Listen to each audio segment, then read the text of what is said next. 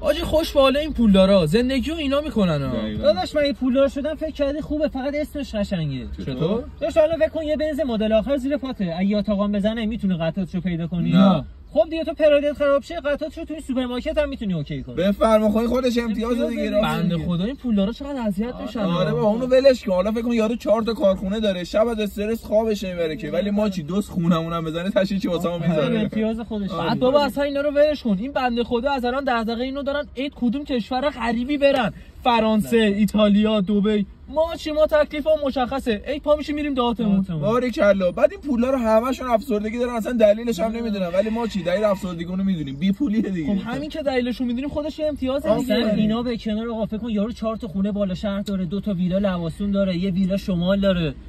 خب این چیش بده؟ خب احمق یارانه‌شون رو قطع میکنن دیگه. چه تفلکی‌ها رو ببینا بدبختا. خدا شکرش. خدایا.